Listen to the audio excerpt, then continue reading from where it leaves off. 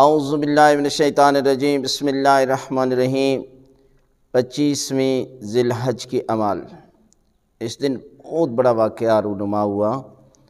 واقعہ یہ ہے کہ حضرت امام حسن علیہ السلام اور حضرت امام حسین علیہ السلام بیمار ہوئے تو مولا کائنات حضرت علی ابن ابی طالب علیہ السلام اور جناب سیدہ فاطمہ الزہرا سلام اللہ علیہا نے منت مانی کہ ہمارے دونوں بیٹے تندرست ہو گئے تو ہم 3 دن روزہ رکھیں گے۔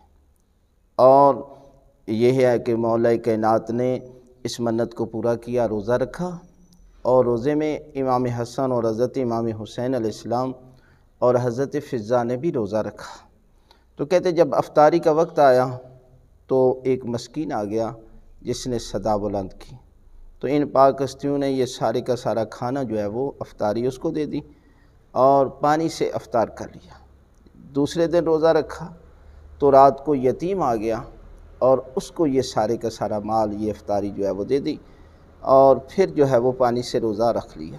اور تیسرے دن اسیر آ گیا، قیدی آ گیا، اور ان پاک ہستیوں نے اس کو یہ سارے کا سارا کھانا اور افطاری دے دی۔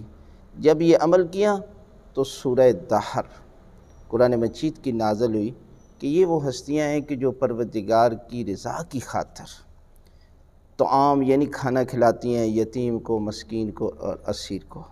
لہذا اس دن یہ سورہ دہر نازل ہوئی 25 ذی الحج کو، لہذا اس دن آپ یتیموں کو، مسکینوں کو کھانا کھلائیں، ان کی تواضع کریں، ان کی خدمت کریں، بہت بڑا ثواب ہے۔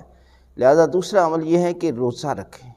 اس دن کو بھی عید مباہلہ کا دن کہا جاتا ہے، بہت بڑی فضیلت کا دن، لہذا اس دن بھی روزہ رکھیں۔ اور تیسرا ہے زیارت جامعہ پڑھیں، اور چوتھا عمل ہے دعائے مباہلہ کا پڑھنا بھی مناسب ہے، یعنی وہ دعا کہ جو مباہلہ کے دن پڑھی جاتی ہے، لہذا اس دن بھی اس دعا کو پڑھیں۔